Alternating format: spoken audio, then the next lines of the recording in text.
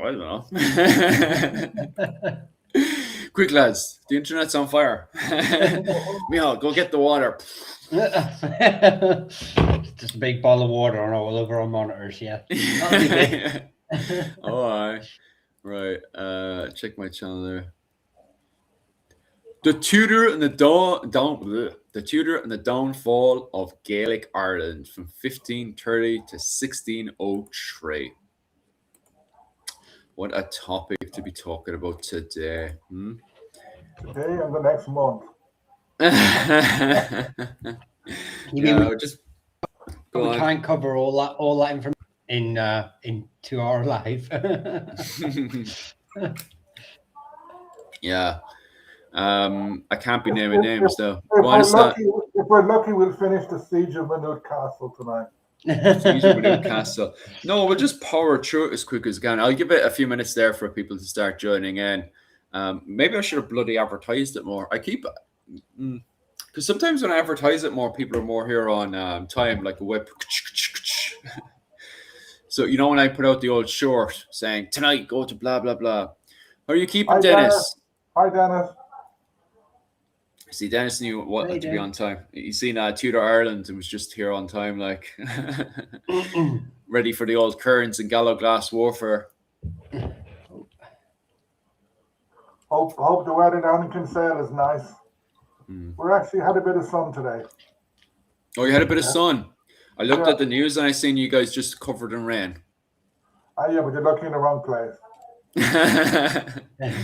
Good evening, Kat. Hi, Dave. Is your sound a bit off there, Owen? Is my sound better now? Hold on. It sounds grand on my side, but I think from the once it goes through onto YouTube side, there must be something up with it. I think it depends. Dennis, is it too loud or too quiet on Owen's side? How are you keeping, boys? How are you keeping? Good evening. How is everyone tonight? Yeah, I'm all right. I'm just plodding along, getting ready for Christmas. Talking about warfare and stuff, the Wars of the Roses. We'll just talk about the wee background there of the Tudor conquest of Ireland before we start plowing on to the main meat of the subject. It's interesting, all right, because the Wars of the Roses is kind of where we start to see the seeping in of the Tudors when the Tudors start to re-establish themselves back onto the island of Ireland again. Because before then, just way before then again, you can obviously see the Irish kind of taking back and reoccupying the Ireland in a way during the Gaelic resurgence of Ireland. And even in many regards, with Art MacMor Cavanagh around 1370, taking the Black Rent from Dublin in 1370, highlights the success of the Gaelic resurgence on the island, but there's never like a proper boot to the English. The English never get a hard kick off the island. So they're kind of still within the Pale itself and still kind of have their, hands and, whatever, their fangs onto the island itself and being able to pull themselves back into Irish politics. And you can see that happening at the end of the Wars of the Roses in Ireland, after the fighting between the Fitzgeralds and the Butlers, when the Tudors are successful after the Battle of Stokefield, when the Fitzgeralds failed to put on, the English academics would put it, failed to put their puppet on the seat of the crown of England, allowing the Tudors to be able to re-establish themselves in Dublin again after the Tudor conquest of Ireland. And with that, they're able to put in 1494 to 1495, able to re-establish Poyning's Law and take control of the Irish Parliament once again after the Wars of the Roses in Ireland. Would you agree with that one? And that allows the Tudors to start getting back onto the island again, as Owen was saying last week. The Tudor conquest of Ireland not being an invasion itself, because of the fact that the Tudors were able to re-establish themselves back onto the island of Ireland after the Wars of the Roses. Yeah. Hi, Kira. Hi, everybody. Hope my sound is a bit better now. One point that people often don't make is that Mm, the Tudors, especially Henry VIII and Elizabeth, were very, very mm, centralizing. Perhaps mm, mm, the Wars of the Roses left them mentally scarred in a way because you had these lords, these were potentates, whatever you want to call them. They had their own private military forces, and you had, I don't know, was it 100 years of fighting? mm, I don't know how many kings got killed because I get very confused with the mm, changeover of English monarchs during the War of the Roses. Um, Whereas in Ireland, when Henry VIII takes power, you mm, have a more structured and a better organized system in many ways. You have mm, powerful lords who don't get on, like Ormond and Kildare, mm, but it's all kind of balanced and it's working out quite well. mm, Like Kildare manages to bring down a lot of the, should we say, Gaelic rebellions, Gaelic fightings, because he's he's the great Earl's sister, I think, is Shane O'Neill's mother. So he mm, married into O'Neill, and another one would have married. So between, like, Henry VII was a bit of a shock to the House of Kildare, but they still managed to get on. mm, They still controlled the Lord Deputyship. mm, And England, Henry VII knows better, and he mm, doesn't really interfere much in Ireland because he doesn't want to. As mm. long as they don't, even when they did send over, it was wasn't it two mini invasions, Perkin Warbeck and someone else whose name I can't remember, two pretenders, or um, but they get over that. Mm. Henry VIII Was it comes in. Simnel? Sorry. Yeah. That's it, Lambert Simnel, yeah. Henry VIII comes in and manages to antagonize the House of Kildare. Mm, Uh, he also changes religion, closes down the monastery, starts making big changes, and the House of Kildare rebels, and he has to send a big army, which costs a lot of money. You have you could say it's the first modern siege in Irish history is the siege of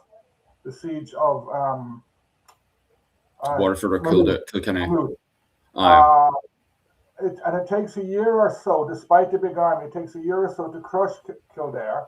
Mm, But and then in the end, like they're treated very badly. Um, Silken Thomas's uncles are all executed. Silken Thomas is executed as well, isn't he? Yeah, like the House of mm, Kildare is overthrown. But from that point on, you just have chaos until mm. 1603. Yeah, that's very true as well. Um, yeah, that went very quick into the Silken Thomas rebellion. All right, and there's no real point I'd love to highlight there because you kind of ticked all the boxes very quickly on that one. After the Silken Thomas rebellion, there's nothing, Mihal, you want to cover there as well with the Silken Thomas rebellion, is there? And I'll just pop over to the comment section. Hey guys, thanks for those comments So as well. just one point before that is Yeah. that Henry VIII becomes King of Ireland. Uh, He does. That you would be have a around movement. 1541. You have a movement, and a lot of it starts with the Old English or Anglo-Irish. Mm, Not so much the big lords, mm, but sort of the middle class, lawyers and stuff like that, officials. They're influenced by Renaissance humanism, and they mm, kind of want to bring a lot of this stuff in. And they get the idea that Henry VIII shall become King of Ireland, which he mm, does. mm, And one thing in that is that everybody in Ireland now becomes a subject. mm, Previously, Ireland was divided among the king's friends, his citizens, basically the English, the Irish English, the Old English, and the king's enemies, the Gaelic Irish. Now they're all citizens. There Mm, is the famous Surrender Grant is launched mm, with some success, but nothing is consistent. Things keep changing, policies keep changing, and the mm, Tudors are they send over Lord Deputy, but Lord Deputies who do too well get in trouble. mm, mm, mm, And a fair amount of Lord Deputies are executed or end up in the tower. mm, mm, I will just add then, because like say Owen has kind of touched on pretty much everything quite well, but this is a point as well where we start to see Ireland viewed as a potential backdoor for Spanish and French influence and mm, interests in England. So they start to shift that policy as well in the Tudor period, where they start to look at under Henry VIII that it could potentially be influenced, obviously with the change of religion, all the dynamics that sort of come into play, but it starts to become sort of a security risk that Ireland mm, might be used by their enemies in Europe to gain access to um, uh, England. So you start to see that focus as well during the Tudor period, especially under Henry VIII. mm, mm. True. Unfortunately, the English were much more aware of that or much more afraid of that uh, problem than the Spanish and or French were able to take Yeah, advantage of it. So that the yeah, English, like under Elizabeth, they were terrified of it. Mm, But the Spanish had their hands full, and the French, throughout most of this period, were fighting a very long religious civil war. mm. mm, You also Someone's have the sorry, Caveman is asking a question about Brehon law. Was mm, Brehon law still active at this time? mm, It was. It was in part. They would call it Irish law, Gaelic law. It was still being in use. You could find Brehons. It's it's still active until I think around 1608, 1609. After mm, the defeat of Hugh O'Neill, Chichester, the new Lord Deputy, and John Davis, the Attorney General, I think, or Solicitor General, they take cases in Dublin, legal cases, and they essentially outlaw some of the most important parts of Gaelic law, such as land succession, etc. mm, Um, like Brehon law is quite different from English law. I don't want to get into the question of feudalism. It wasn't feudal, but I don't know whether feudalism would apply to Tudors. I don't think so. And just another short question: how important are the Tudor fiefs for historians? They are very important because, for example, there is one to do with the Treaty of Mellifont and the pardoning of Hugh O'Neill, and you can see it basically names all the followers, all the lesser lords. So mm, it's a very good way of finding out who's who, because in some it'll name out individually all these guys. You've got a big long list of names, so you can work out who's who. It's they're hard to work with, and they're not really available online, unfortunately. mm, But they're a good source. mm. Yeah, I know Caveman was it yesterday was looking all right to cover, and we might do it next week actually, is the changes in Brehon law going from the early medieval period into the late medieval period. Those changes and shifting that happens during the High Middle Ages with the arrival of the Normans. That does seem like an interesting topic. All right, I wouldn't really know where to start when it comes down to that sort of research, because I was saying that to you last week, wasn't I, Owen? About it's kind of out of my field of expertise. Like, don't get me wrong, I find it very interesting, and I have come across it a good few times reading and everything. What is those changes going from the when you're going through that era of the High Middle Ages with the Norman invasion. So I wouldn't mind doing that topic actually next week, unless Yeah, you guys want it's to cover something one else. that is hard to pin stuff down on because Gaelic literature, they loved making things seem archaic Mm, and they loved hiding change. So you really have to get piles of documents and read through the documents and then kind of guess. no. Yeah. That is the problem. When people say Brehon law is this was a Brehon law. It may have been at some stage, but just because it was a law, who enacted it, who enforced it, and then throw in the arrival of the English, throw in like surrender and grant, throw in inter-family fights. So Brehon law is a very complicated subject, and people have a very idealistic picture of it. Yeah. Come across that a few times. All right.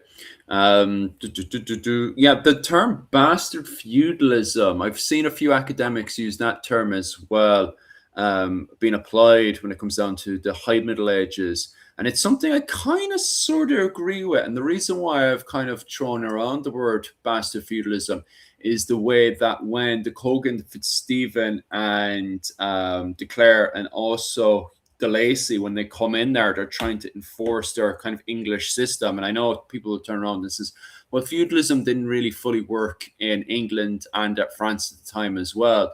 And yeah, I fully agree with that as well. But at the same time, what I'm trying to say is the fact that you have those characters trying to enforce their kind of, you are a peasant, you stay on the land and you do A, B, and C. And then it kind of just turns into this weird freakish monster. So I do kind of chuck around the term as well, bastard feudalism. You could argue that feudalism, whatever form it was, died in England on the Battle of Bosworth because it's a convenient marking point. From then on, you have a state, and you have a state that is something more than a household of the monarch. Yeah, you have similar things in Portugal, similar things in the various Spanish kingdoms, because like you had Castile, you had, doing a blank here, Catalonia, Andalusia, I'm not sure. You had various, like the Habsburg Spanish, the Low Countries, etc. From the early 16th century until almost the end of the 17th century, you have the emergence of European states. It involves a lot of conflict because you have conflicts between this new state and local lords who are used to having their own war bands. Local lords have to be converted, have to be forced quite often by violence to accepting that the king, the monarch, or the queen in the English case, is their commander, and they have to that they are subject to the monarch, and that they are raising military forces not for themselves but for the monarch. Like in France in the 1640s, you have the Fronde, which is a big fight that way. At the end of the century, you have the emergence of Louis, was it 16, the Sun King. And this massive big, what does he say? My French is terrible. The state is me. L'état, c'est moi. L'état, c'est moi. Okay. my wife is fluent in French. My wife corrects me all the time as well, especially when I'm on my Patreon classes. But what was it called? Caveman. But the problem I have with that comment, caveman, is, and we were talking about the 15th century, is the fact that Brehon law, as O'Neill has pointed out there, is the fact that it is changing. And the application of, and even that depends on what your interpretation of what feudalism is, because as I chucked out left, right, and center, I've always used the term bastard feudalism. And it depends what your interpretation of what feudalism is in the 15th century. I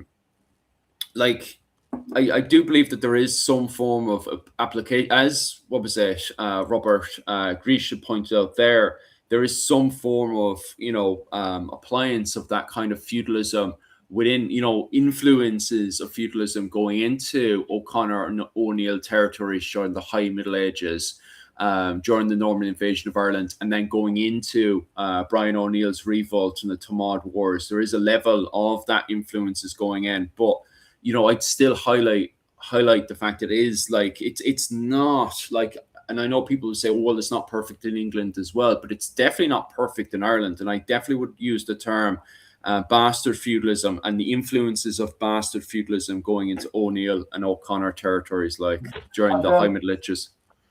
from 1603, and especially after the flight of the Earls, you have English law everywhere. There's no Brehon law, there's no Gaelic law after the flight of the Earls. Oh yeah, fully agree with that. They bring in these court cases, and there's a very interesting book, Legal Imperialism, by that's not the title, but it's by a guy called Hans Polish. The subtitle is Legal Imperialism. It's a good book. Yeah.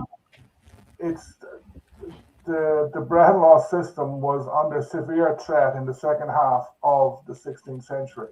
English justice was expanding quite strongly. There were fights. Some lords, like O'Neill, were saying, "Okay, I'll allow the English law in, but I want to appoint the sheriff." Were officials. These officials were very important because they would decide who gets prosecuted, etc. Whereas, and the problem I have with many people who talk about Brehon law is Brehon law was dependent on the lord. The Gaelic lords had a lot of power over who gets prosecuted. Like, because they're not going to. O'Neill attacks O'Donnell. He's not going to get himself prosecuted.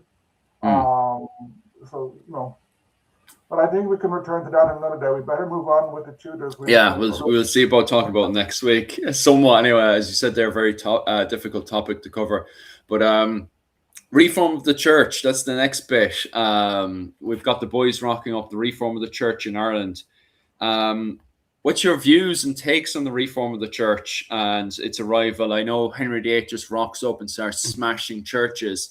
As a tour guide, you're always kind of highlighted to make sure to tell everybody that this is the point where you start to see sectarian violence in Ireland and stuff. What's your take on that? Well, I find it very interesting that the only medieval cathedrals in Ireland that aren't destroyed, as far as I know, are the two in Dublin. I think every other one was either destroyed or rebuilt. I'm 90% sure of that. The Catholic Church in Ireland before the Reformation was divided between the Gaelic Catholic Church and the English Catholic Church. Okay.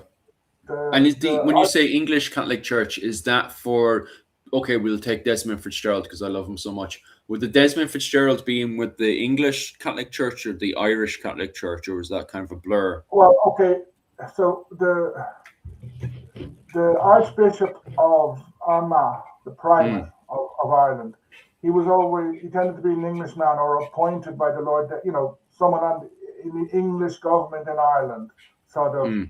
With the Fitzgeralds and the Ormonds, they would tend to be on the English side, but they could go to both sides. There was a great flexibility and there was a blurring. But in the once the Counter-Reformation starts, the Gaelic Irish were always very close to the Franciscans. Okay. Not to the Jesuits. The Elizabethans are terrified of the Jesuits. The Jesuits are bogeymen to the Elizabethans. Nice. But the Gaelic Irish are always very close with Franciscans.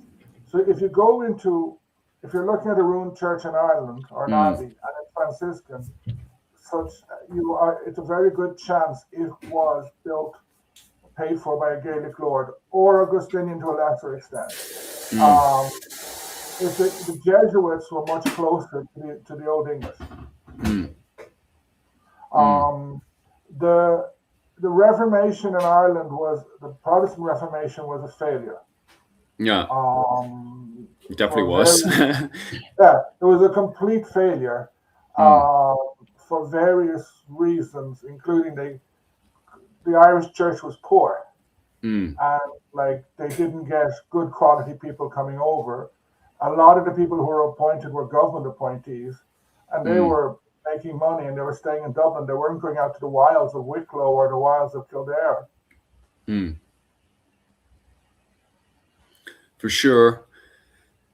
After the reform of the church, when you have Lutheran who comes into, because the reform of the church had started with Henry VIII in England, and it didn't seem to be too, well, no, I take that back. It was very, very violent in New York. I was about to say it didn't seem too violent in London, but it definitely was. I think, what's that? it wasn't Lutheran. It was Anglican. Oh, And you're right. Yeah. to a large extent, at least at first, it was essentially cross off the name of the Pope and write in Henry VIII. Yeah. Uh, Because I remember, what was it change a called? few minor things, but that's still why in the English church, in the Church of England, you have high Anglican and low Anglican. Yeah. Lutheranism never took hold in England. However, Edward the son of Henry VIII, is it the fourth or the sixth? Edward, the young guy, who only lasted 3 years. Prince Edward, yeah. No, he was king. He was heavily influenced by Calvinists. You have like in Scotland, you have John Knox, you have various other ones, and the English church starts swinging towards Calvinism. Under Elizabeth in England, you have fights. It kind of sways to and fro. Her problem with Calvinism was, first of all, the Calvinists, especially John Knox, because they wrote loads against Mary of Scotland, they wrote loads of anti-women tracts. Like John Knox is famous for writing this leaflet, Monstrous Regime of Women, which was directed against Mary Queen of Scots, but Elizabeth was the Queen of England at the time. She's kind of going, hold on a second, what the hell is this? But a large amount of her advisors would become Calvinists. And Calvinism had this thing whereby the crazy Gaelic Irish didn't want to be reformed by the book. They weren't accepting peaceful. So let's kill them all. We'll reform them with the sword. We'll kill them, which triggers more rebellions, etc. And it also when the English, because the Reformation at first, most people in Ireland kind of said, whatever, that's just Henry. And when the churches start being closed down, they just ignore it and keep the churches open. Like where I live, the monastery in Ballinaskelligs, that only closed down at the end of the 16th century. It was there for 50 or 60 years after it officially been closed.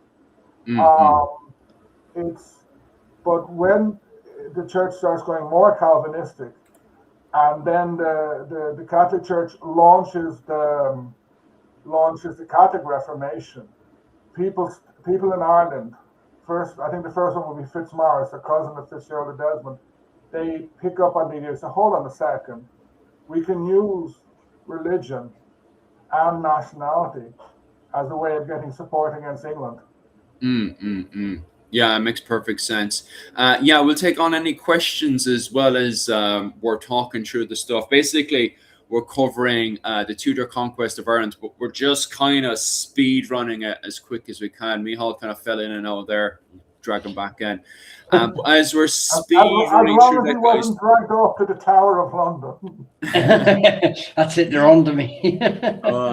But what was it called? As we're speed running through it, lads, don't hesitate at all to ask any questions there. Any topic whatsoever from the start of the Tudor conquest in Ireland. We literally just quickly ran through the very start of it, the Wars of the Roses in Ireland. Quickly ran through the Wars of the Roses in Ireland, then into the Tudors jumping back in there, the Silken Thomas Rebellion.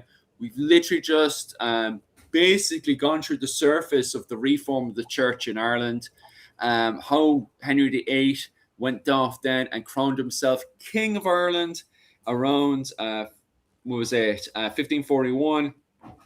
And then as we go into 1541 into the 1550s, we have the old surrender and regrant in Ireland, where the Gaelic lords submit to the crown.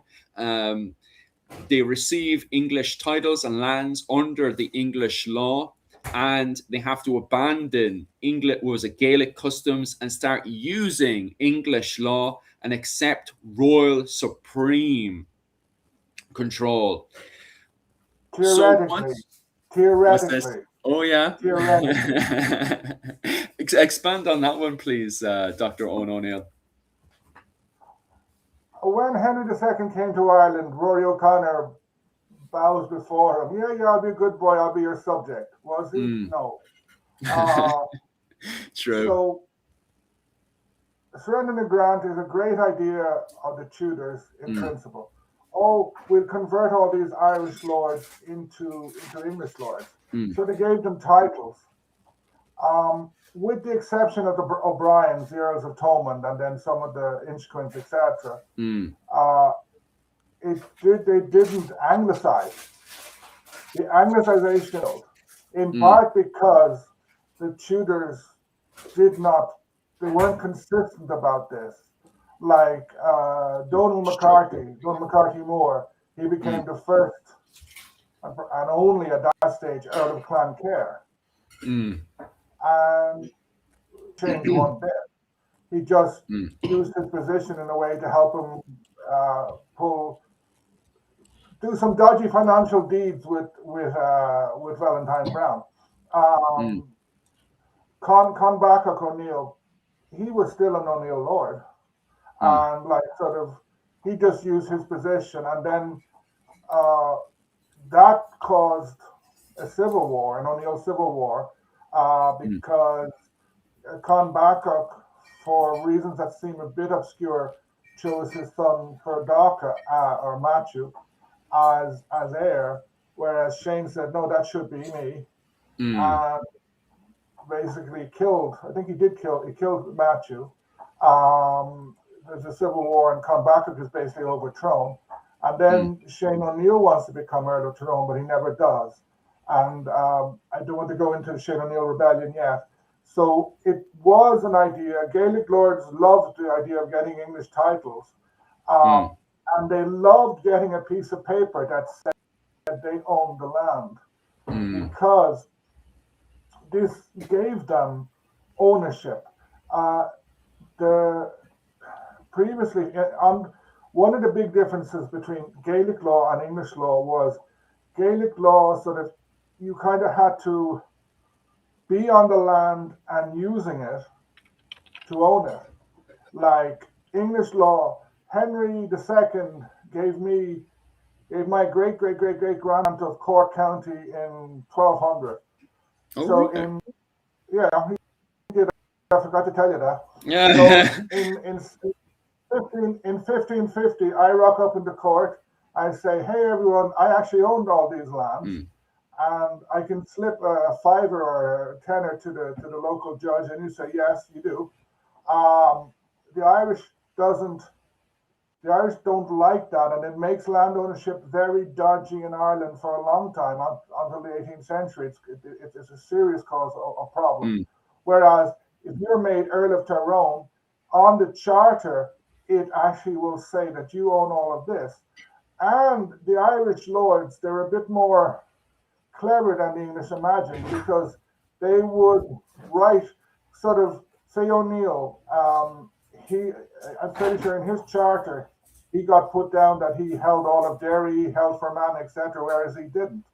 And it took the English a few decades to realize what was going on, and they tried to start in later regrants. They tried to give some of the lords lower down the chain some land as well, to create a whole pile of landowners. Yeah.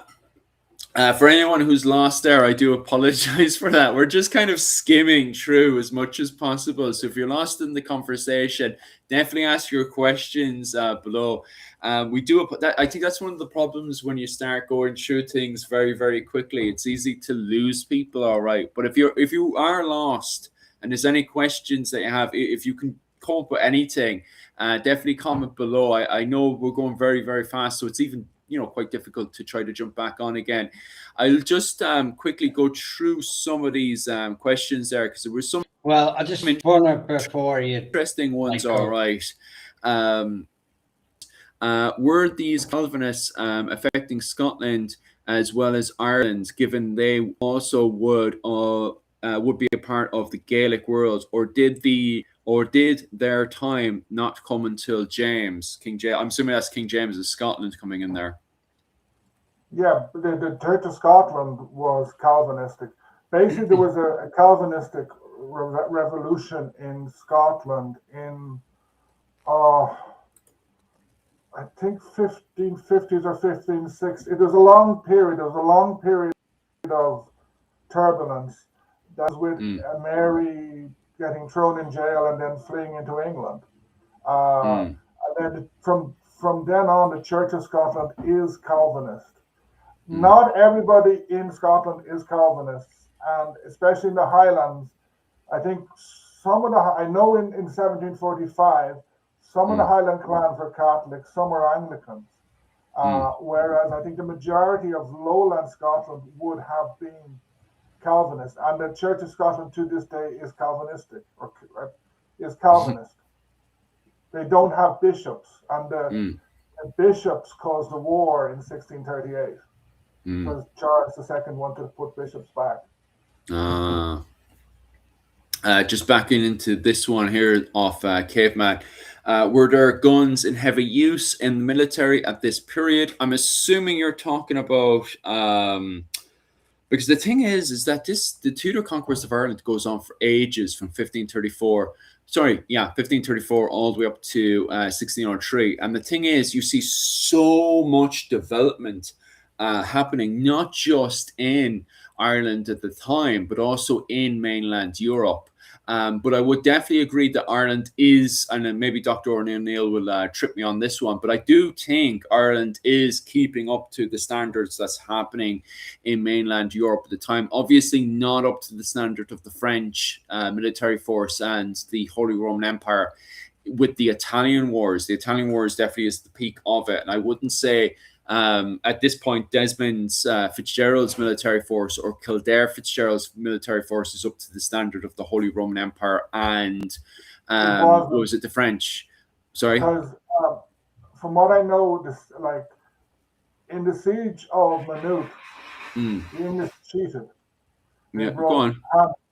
I think the siege of Maynooth was the first use of a siege train and heavy cannon.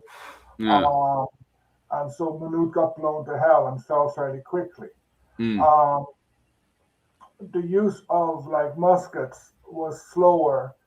In part, that was because the English were really attached to I was going to say crossbow, to their longbow. mm, They kind of said, oh, with Shakespeare writing all these plays about Henry V and St. Swithin's Day and Agincourt, they were really, really convinced that the longbow was a special weapon, and they were slow to pick it up. But in the 1580s, in the Desmond Wars, you would have had mixes on both sides. Both sides would have been mixed. 1590s, I think the Battle of Clontibret is the last appearance. There's a reference to Scottish archers. After that, it's all muskets. Even forces of the Berks, etc., fighting in Mayo are using caliver muskets, which are light muskets. They're useful for the Irish style of warfare. The problem is their effective range is 50 meters, which is not very far. Yeah. There is a difference in cavalry. The Gaelic cavalry was kind of light cavalry. The English cavalry, some would probably have had guns, but they were mainly, even the heavy one was what they called border horse. People like that were kind of used to the fighting between Scotland and England. Like in the French Wars of Religion, you had these really heavy guys covered in a new type of armor. They would ride up to the enemy line, to the pike line with pistols, take out their pistols, fire, and ride back. So it's called a caracole, which is I think the French word for snail. I think if you look from above, it looked like a snail. It wasn't particularly effective, but it worked. That doesn't seem to have existed in Ireland because Ireland, there weren't large cavalry forces, and most land was not well suited to this. Because if you go out looking for good, flat, non-boggy land in Ireland, apart from the Curragh of Kinsale and the Golden Vale, where else are you going to find? So yeah, there were a lot of guns. Yeah. Because my understanding so far of the development of guns in Ireland is that the development was coming in more from Scotland and the Iberian Peninsula. But from my understanding of reading Jim O'Neill's work in the 9 Years' War, you don't have that sudden, catching up to the standards of mainland Europe in Ireland with the Gaelic forces until the 9 Years' War. And then once Hugh O'Neill takes over the 9 Years' War, then we're up to the standard of mainland Europe, is my understanding. But we don't... O'Neill also secured a good supply of powder for quite a while. The Spanish gave him a lot of powder and a lot of caliber muskets. He got a lot, bought a lot in Scotland, and he also built up some. He tried to make gunpowder. Yeah. Thank you so much, Ricky. I don't think he was particularly successful because at the end of the war, he's very short of powder. Yeah. Someone asked a question, I think it was Dennis, about a Fitzgerald lady being raised with Elizabeth I. There were several Fitzgeralds brought over, like the I think it was the son of the last Earl Desmond. He gets brought up in London as a Protestant, and then in 1600 he's sent over to Munster because they think he'll convince them to follow him and be English. And a lot of people are interested in him, but then he goes to Protestant mass and they all say, feck off. And then he's sent back to England where he dies. So there were a lot of Irish being brought over. The Earl of Thomond was the most successful because he was brought up in London and he became Protestant, and his lineage stayed Protestant.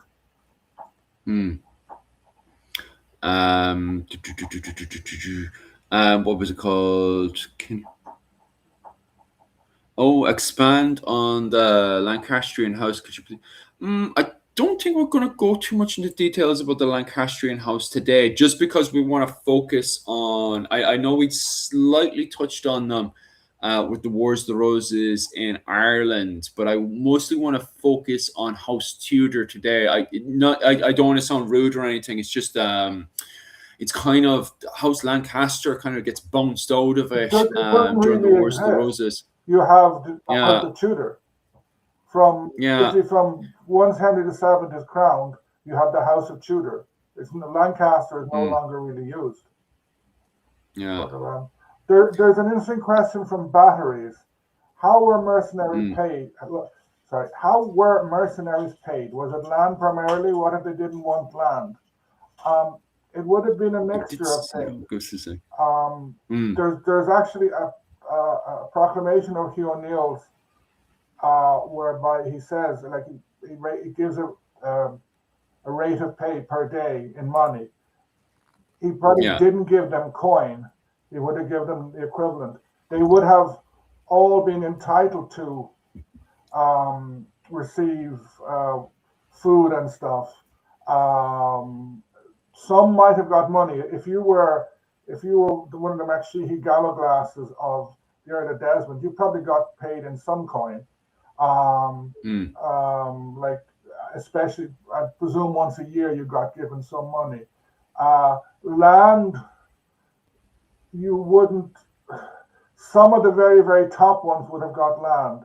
Like for a minor lord, getting involved in wars in Ireland was a very good route of social ascension. You could climb socially.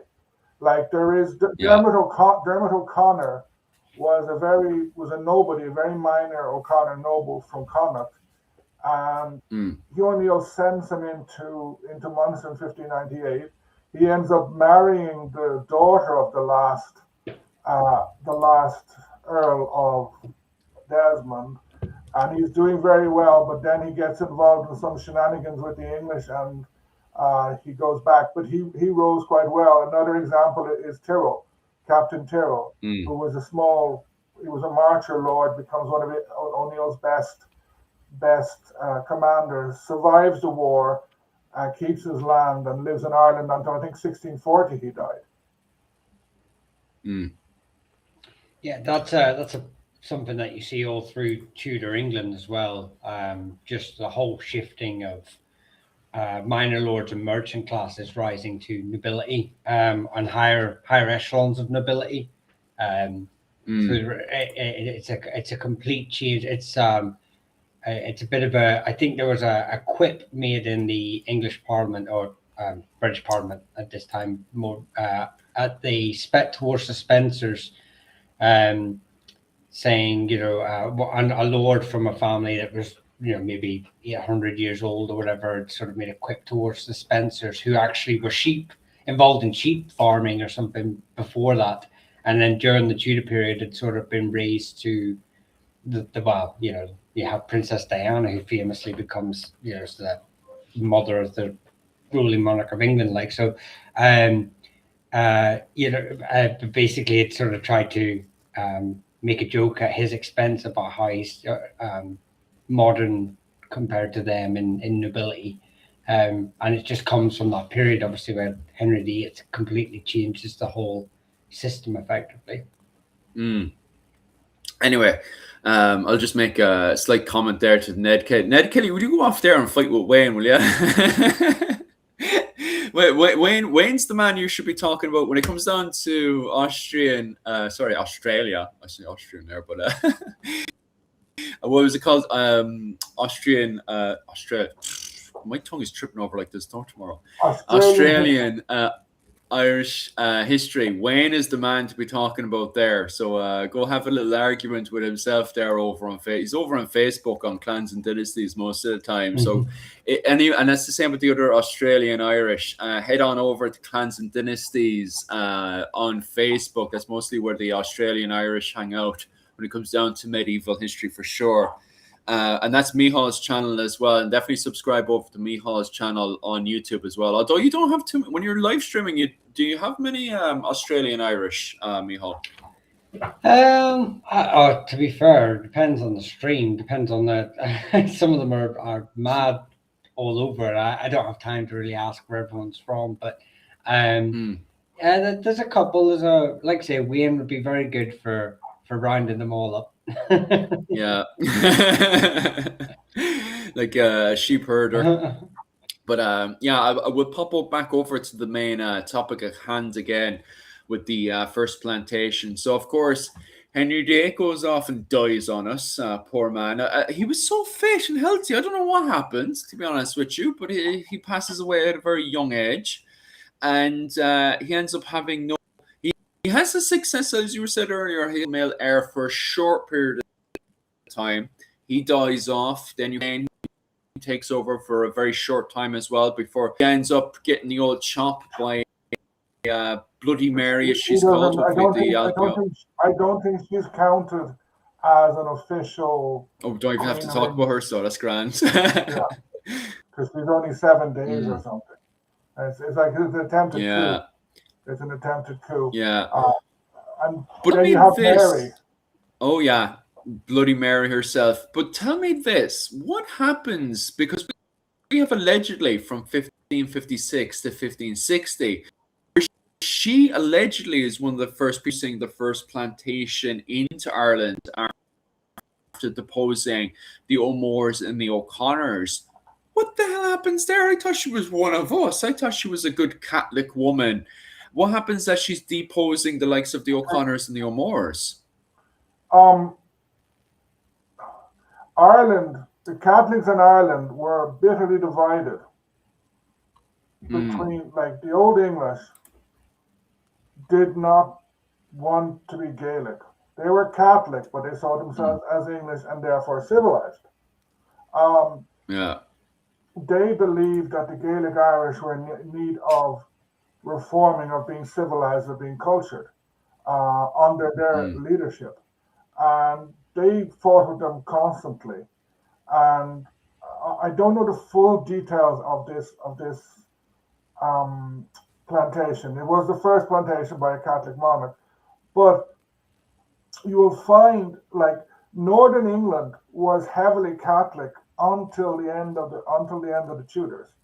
You'll find a lot of, and the first people had this idea, New English Protestant, Old English Catholic. It's not true. Many of the first New English settlers who come in, and the most successful settlers, are not in plantations. There are people like the Bagnalls. There's people like the Moores. The Lord Moore ends up with Mellifont, and then a descendant of his.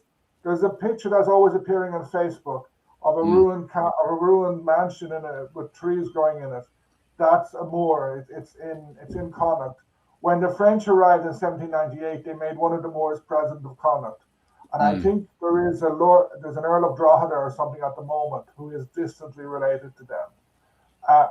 The Moors were very good friends with Hugh O'Neill. They were Catholic. They were New English and they were Catholic. Hugh O'Neill's secretary was Hovenden, who was a New English Catholic family. And I've forgotten what I started out. Oh, the plantations. Yeah. So, and then many of the English officers, like Samuel Bagnall, he was a cousin of Henry Bagnall. He was Catholic. There were lots of Catholic officers serving in the Irish Army because it was easier to be a Catholic in Ireland than in England. But being Catholic doesn't mean that they supported the Catholic Rebellion, that they supported the Gaelic Confederacy, the Catholic Confederacy.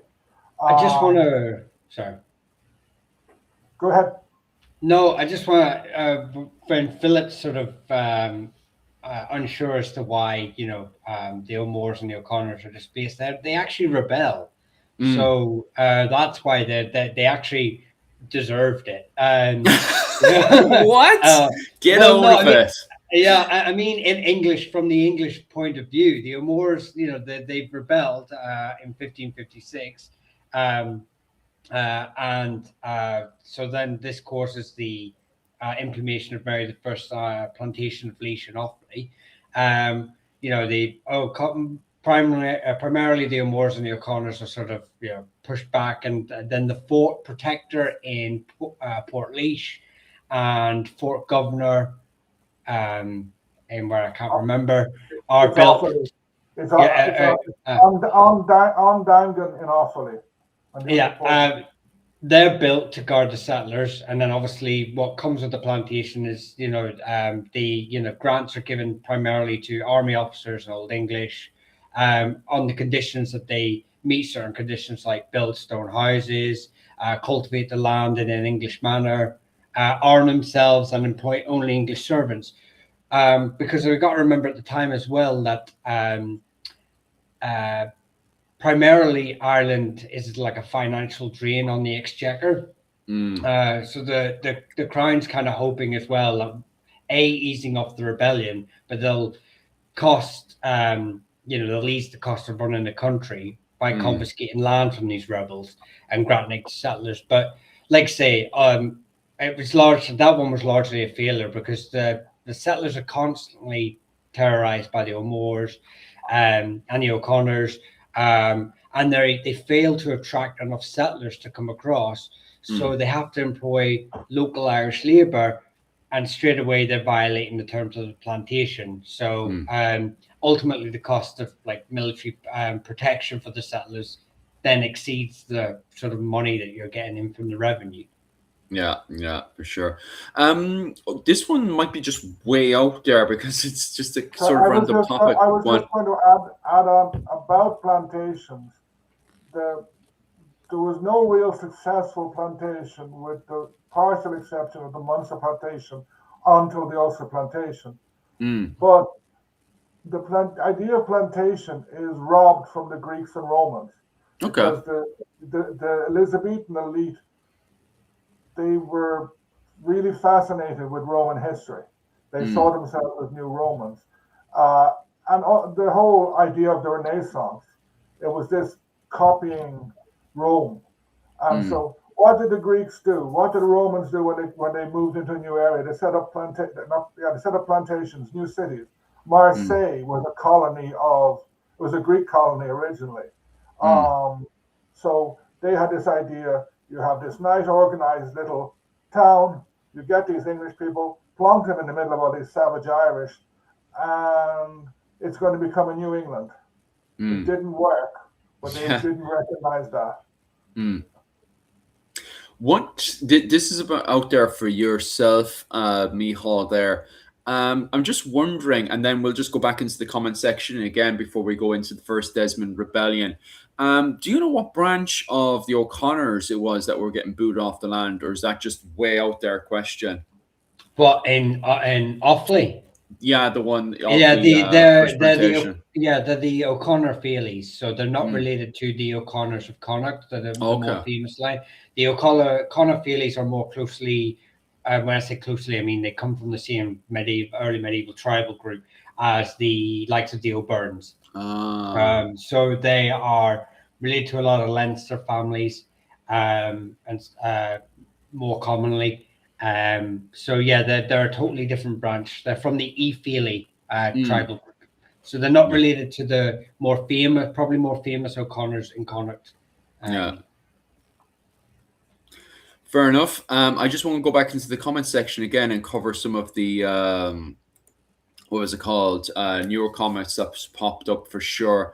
And if you have any comments, definitely pump it into the comment section below, and I'll cover it just before we cover the first Desmond Rebellion. And if you're lost, make sure to tell me there so I can try to pull you back into the conversation again. Because I do have to highlight, geez, we are running. I thought we're well ahead of what I thought we originally would be at this point. We've gone well sprinting ahead. When it comes on to this topic. Owen O'Neill made a promise at the start. We're finishing this and we're going to get this done. And looks like we're going well ahead right now. But yeah, Caveman has a great question for just going into the first Desmond Rebellion. So I'll apply this just going into the first Desmond Rebellion. Who are your favorite Gaelic lords at this time? So I'm saying just before the first Desmond Rebellion. And does the Anglo-Irish count in there? Because if we can count the Anglo-Irish, I'd put the Desmond Fitzgeralds in there. That would be definitely my favorite. But I'm from Mallow, so I'm biased when it comes down to that one. And if I couldn't pick the Fitzgeralds, I'd go with the O'Briens, to be honest with you. Although Dr. Owen O'Neill would probably give me dirty looks from beginning to end. Tell me this, Owen. What's your favorite Gaelic lord going into the first Desmond Rebellion? I find Hugh O'Neill interesting because at this stage he was starting to go up. He was and still more or less a nobody at this stage because his father was dead, his grandfather was dead. He'd been driven out of Tyrone, and he's just a very minor lord. And then he starts a very interesting rise to power. Some of the O'Donnells are quite interesting. As are the O'Byrnes. They're like the O'Byrnes who are in Wicklow, like they have some things favoring them because the English find it hard to get there, but they're like you can drive from Dublin now to where Fiach MacHugh's main place was in about an hour. Okay, that's in a car. So it's not that far from Dublin. And he burned the bawn around St. Patrick's Cathedral. He attacked the bawn around St. Patrick's Cathedral a couple of times. So he was very interesting. He was also, he wasn't just a savage as such. He was aware of what was going on. There's another Kavanagh called, what's his name? Kavanagh Spawning. He was given the name Spanish, nickname Spanish, because he was so well mixed in with them. He's not that well known, but he survives he survives the downfall, and then I'm not sure what happens to his family. I might think I agree with you. The O'Byrnes are probably my favorite. Really? Because obviously Ulster doesn't play that much of in comparison. So in the Desmond Rebellions, the likes of Fiachra O'Byrne is definitely an interesting character in that during that conflict. So I would say during that conflict the O'Byrnes are probably the Gaelic family I'm most interested in. This one's slightly off topic, so I'll quickly just knock this. I'll answer it and then put it to the side. I won't elaborate too much on it. Hope you don't mind, Davy Jones. What would be an example of a battle where Gallowglass and Norman Knights fight just stand out as very interesting? That would be very, very early on with Battle of Tralee. what was it called? Dr. Owen O'Neill has a very good. You've got a video, Owen O'Neill, on the Battle of Tralee, don't you, on your page? So I've a video on the Battle of Callan, 1261, but Yeah. I don't think there were Gallaglass fighting down then. And I have a video on Tralee in the Second Desmond Rebellion. No, I'm not sure which battle that you're referring to, Battle of Tralee. I think I'm talking about more on the 13th century. I think there's a Battle of Tralee back then. I'm probably wrong. If it's not the Battle of Tralee, you can always go and look up the Battle of Down between Brian O'Neill and the Hiberno-Norman forces back then. The problem with the Norman Knight, so if you're thinking about, like, I know the problem is with Irish history is they chuck the word Norman left, right, and center. From a European context, you can't use the word Norman after 1220 because you'll confuse Europeans, because you're literally constructing sentences where the Normans of Ireland, are going to France to fight the Normans of Normandy. So those sentences don't make sense after 1220. Plus, the equipment and kit changes around 1210, 1220. Into more high Middle Ages weaponry and armor and stuff, and it's referred to from a military perspective as English armor, rather than 13th century English armor rather than Norman armor, which had been around 1169. So around 1169, you can easily use the word Normans and stuff. So those earlier battles that happen in Ireland with the initial wave that comes in, no problems saying the word Norman. The problem is the Galloglass that we know of isn't around at that point. So the word Norman does become very difficult to use. They do use the word Hiberno-Norman to simplify the conversation, going up to Brian O'Neill's revolt and the Tamad Wars that happened around 1260. But it's a funny one to use, especially the way you're using it in the sentence of Galloglass and Norman Knight fought. It's just the way when you say Norman Knight, are you talking about a knight from around 1169 fighting someone from 1260? Do you understand what I'm saying? It's just a funny sentence to use. But I would definitely say, because I understand what you're saying. If you're saying what I think you're saying, you might be thinking about Brian O'Neill's revolt and the Tamad Wars, and that would be the Battle of Down around, I think it's around 1262, if I'm not mistaken. So try looking into that one for sure. I'll just quickly hammer these ones so we can get back into the I will just say, go on, just really quickly, I do have a video on the Battle of Ballyshannon in 1247, which is the first instance of proto-Galloglass sort of appearing in Ireland. So that would probably be that's 27 years after Philip's timeline there, so it's probably the closest. So if you want to go out and check that out, but that's about that. That's about the height of it. This one's a quite good one here. The Plantation of Ulster was a master one. No. We might go into more detail. What's up? Let's not talk about it. We'll cover later. So too soon. We'll cover that one later. I think I've seen a better one though. Yeah, a lot of these ones, like this one here, we'll cover that actually later. Then it seems to be better. We can get into more details and stuff in a bit. So we'll return back to some of these questions. There's one question here from Batteries. How did Irish trade with the English? Did they use Tudor coins or precious metal ingots? They some, as you said, would have been barter. Some would have. They did use Tudor coins. There were Irish coins. The Irish coin was worth. The Irish pound was worth less than the English one. And then in 1600 they did a big devaluation, which they managed. They made such a mess of it. They lost money on it. And also, there would have been a fair amount of Spanish coin because the Spanish sent over treasure at times. They would send over a few thousand coins to O'Neill or to other people. And then with trade, there would have been other money coming in. The old English, like the merchants in Galway, in Limerick, Cork, Youghal, would have traded extensively with with Spain, Portugal, and France. Dingle, for example, had a huge wine trade. Mm. They imported loads of wine in Dingle.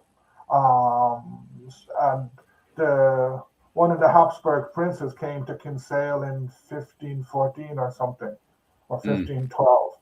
So the Ireland, it was a poor economy, Mm. but it was an economy, and it was under the English kingdom, but it was trading with Spain, with France, with Portugal. So there was a lot of coins going around. And in those days, if someone gives you a coin, you don't respect borders. Coins moved across borders quite a Mm. lot. Fair enough. I just want to batteries. I just want to apologize to you there. Your comment didn't pop up in my comment section, so if your comment's not popping up, I just want to apologize to anyone else I haven't answered. Maybe it's just not going through the chat and stuff. This happens a few times, all right, and sometimes then YouTube deletes it, or what was it Or called? there's too many, The or too restream. many come in, or we're Yeah. talking something, and it's easy to miss them.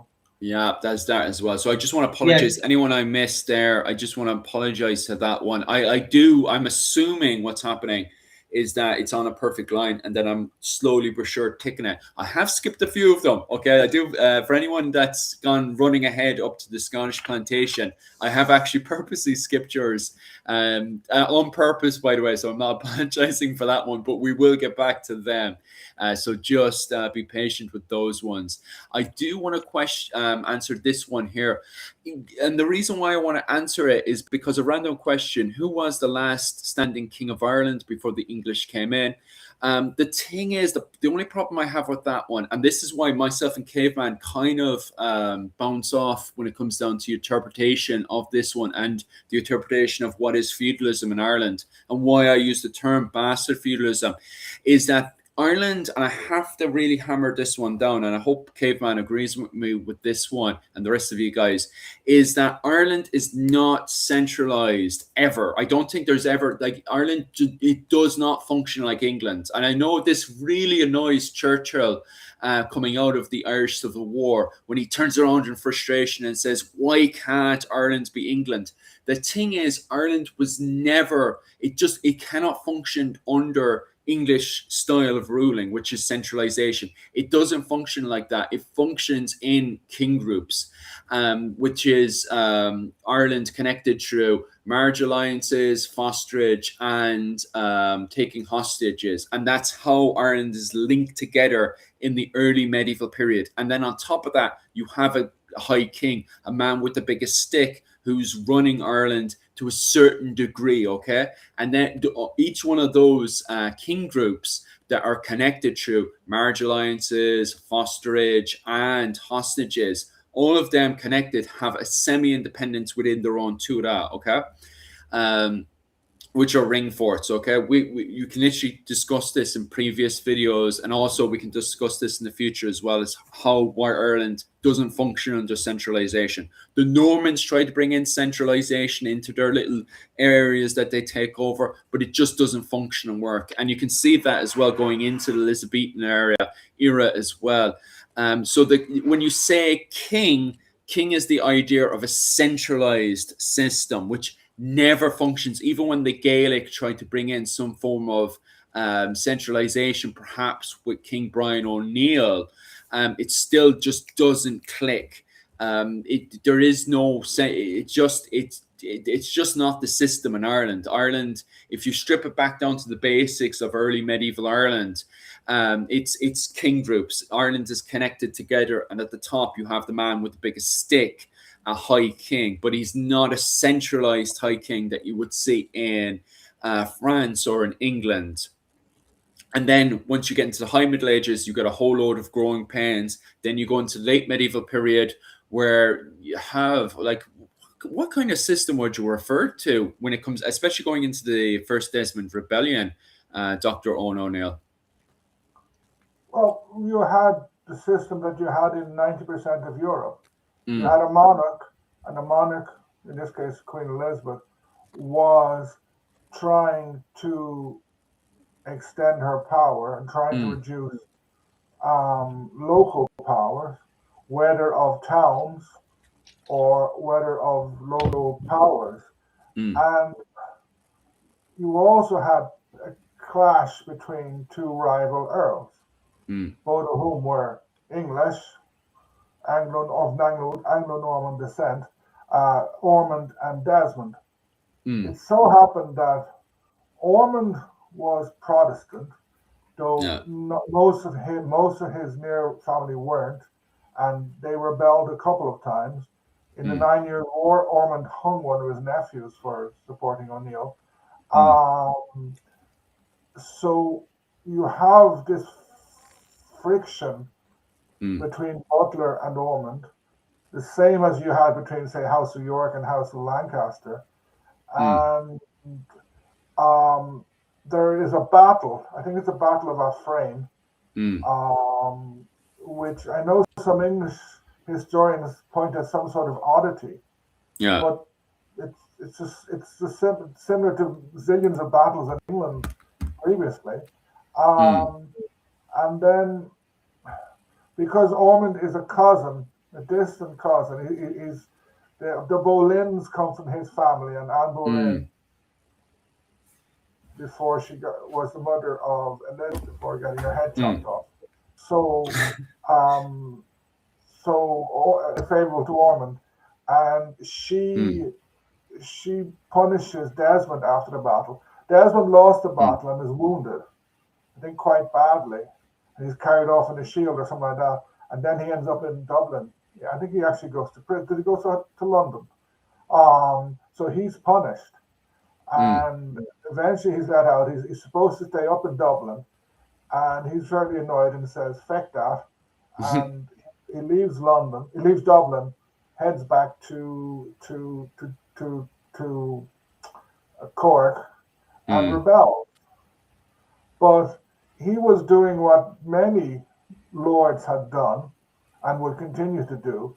So that it was like a minor rebellion, sort of, and he know there'd be a couple of battles, and then eventually everyone would say sorry, and things would get made up again.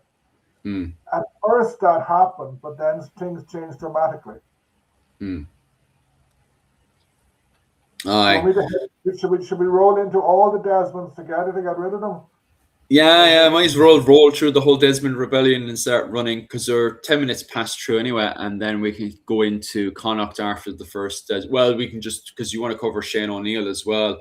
So yeah, we can yeah, fly through the Desmond Rebellion now. Just run yeah. through, and then later Well, on we can specialize. so Desmond was always like if you think of the three earldoms, the three English earldoms Mm. in Ireland, the three ones that were existing under Elizabeth, Mm.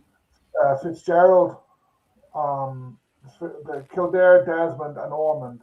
Desmond was always the wild one because I Mm. know that a couple of earls of Desmond got executed, and they were always in the way, the ones that were a bit less civilized English than the other two.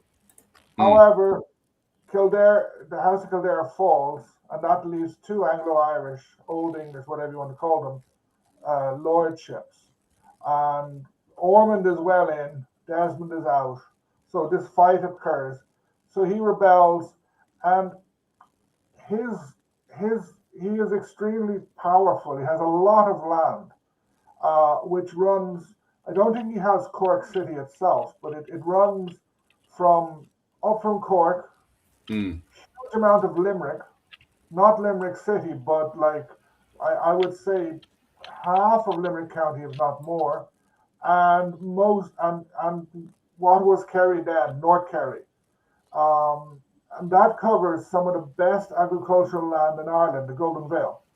Mm. Um, and he has a lot of big castles, Castle Island, Askeaton, uh, the place where the traffic is always terrible, Adair, and a fair few others. And like if you go to Kinsale, there's a Desmond Castle in Kinsale. Newcastle West has a Desmond Castle. These are smaller ones. I think Youghal might have a Desmond Castle, and some of the other towns in Cork have Desmond Castles. So he was powerful. Mm. Um, and then he has good relations with many of the Gaelic lords Mm. because they're willing to come in with him. And then there are lots of Geraldines, smaller Geraldines. You have Fitzmaurice, Lord of Kerry, you have the Knight of Kerry, Fitzgibbon, the White Knight, the Knight of Glen, and probably several other ones. So he has a large force. But the first war, the fighting, it doesn't all go his way. He's not a very good commander, to put it bluntly. Yeah. So eventually he surrenders, and because the English send a lot of people, he gets sent up to Dublin and told to behave himself. But then things kind of go out of his control. His cousin, Fitzmaurice, decides to use the Catholic card. And then nearer the Pale, like the Lord Baltinglass, who for the first and only time appears in Irish history, because you never hear Baltinglass before or afterwards, revolts, explicitly a Catholic revolt. He allies with Fiach Mac Hugh, and they defeat in Glenmalure the English army. They put quite a serious defeat on them. But then that peters out. Yeah. And then Fitzmaurice heads off to the continent looking for aid. And this goes into the second rebellion then. Yeah. In the meantime, this is a bizarre thing. A guy called Thomas Stukely, he could have been English, but he was Catholic. He got men from the Pope, and they're sailing back to Ireland, and they stop in Lisbon in 1578. And what was happening in Lisbon in 1578, the mad young king, Sebastian, had decided to restart the Crusades, but in Morocco. So he basically says, "Great, more men." He takes all these guys, and they all sail off for Morocco and are all massacred. They're completely defeated in the Battle of Al-Qaz Kabir, which is somewhere in Morocco. If he had landed, Irish history could have been different. Fitzmaurice eventually comes back, and then you have the landing in basically of Italians, but under a Spaniard in Dingle in Dunanore, or Smerwick Fort. But Fitzmaurice is with them, but he leaves the Spaniards there. They're in this fort, and he goes off to the countryside to raise more men, to raise support. But he gets killed in a stupid skirmish. He has a fight with someone, and they kill him. And then Desmond's brother, John of Desmond, is helping the English army besiege the Spanish-Italian force in Smerwick. But then something that it's a bit obscure. There are two English officials in Tralee, and John of Desmond murders them. Like these guys are sleeping in the same bed, which was something very common back in those days. Someone, my audio has been picked up by my laptop. That's strange. Someone is saying I think it's going between because it's grand on. You see, the thing is that on our side it's about perfect, but then you listen to it going through YouTube and stuff, and it can act up at times. What we'll do is after we've done this recording and well, I wouldn't say we're live right now, but after we're done, you see, we can't really listen to ourselves too well right now. Is we'll make the adjustments and changes after the live stream and stuff, but because we can't really make those massive changes right now on the fly, especially going through the microphone. This normally works. Hopefully get better. So then John of Desmond goes into revolt, and he brings his brother in with them. And then again, the Desmonds are not very good. They have some victories, but they're quite incompetent as military leaders. And the English send loads and loads and loads of soldiers. And they start doing not very nice things, just to put it bluntly. Okay, you can hear me fine now. Yeah, There's a just a lot of little low. there's a lot of massacres. There is, and there. It's not the first time there's massacres, but it's kind of the first time you have an almost industrial use of famine. So Mm, they're burning large amounts of Cork, parts of Kerry. They get ravaged by the English with the mm, idea of starving the Gaelic lords out. And there's a famous scene whereby the English commander he cuts the heads off loads of Gaelic soldiers yeah. and he puts them outside his tent and he's bringing the Gaelic lords are coming into him to discuss surrender and they have to pass through his heads. Mm, And even Spencer, who had no problem witnessing the massacre because the Spaniards and Italians in Dunor actually surrender and then they're massacred. Spencer mm, had no problem about that, but when he's writing about the famine that's caused in Munster, you mm, can say he kind of said, Jesus, this is a bit much. yeah. It's brutal. Mm, In the end, Desmond is like his brother is killed, and he's left by himself with a few men. Then he's hunted down and killed. I think Moriarty kills them, and I think his mm, head was chopped off and sent off to Elizabeth and her ladies. mm, Um, mm. I think that's very blunt and quick, and I'm sure I missed. Oh, If there a was good any chunk of it. if there are any specialists in Desmond rebellions listening, they'll probably kill me for missing I important. I wanted to, because we're on 20 past now and we still need to cover Connacht because we're running. We are literally running through this now. Because I do have questions of my own. But the problem is that once we get into these, because I wanted to go on to Desmond's resistance, because I want to link it back to the earlier question of King of Ireland, because it actually fits in with my question here of resistance to centralization during the Desmond Rebellion. But God, I think that would be a bit too chunky for Probably the be a time video of its being. own. Yeah. Mihal, is there anything you want to elaborate on before we continue dashing into the next whole load of wars, No, which no, is we're the on a sprint, and yeah. Owen's doing a great job. So, um, Just while you mentioned centralization, mm, one thing that like people tend to think, uh, tend to think of, Ireland just the English in Ireland just being reduced to the Pale. mm, It wasn't. You had the Pale, but Munster was full of towns, and these yeah. towns were all. Some of the people in there would have been Gaelic, but they were run by English. You have Kinsale, you have Youghal, you have Cork, you have Limerick. I think Mallow and Kilmallock are founded in the plantation. Mm, You have lots of big market, Kilkenny, and several of the other ports from between Waterford and Cork were towns as well. yeah. So you had a very important old English middle class merchants and officials in Munster.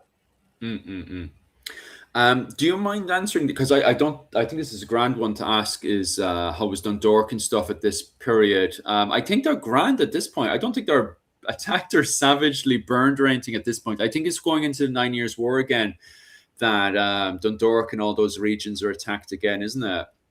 Yeah, I think Dundalk is doing well because it's a frontier town. So you have Dundalk, you have the Moray Pass, and then you have Newry. Yeah. Hugh O'Neill had a castle supposedly in Dundalk through his grandfather, the Kelly, or his grandmother or something. Apparently, he inherited a castle there. And I'm not sure whether he had one in Newry or not, because Newry was kind of set up by the Bagnalls. They were setting up their own lordship there. Yeah. So Dundalk would have had a lot of trade. Probably Dundalk's main.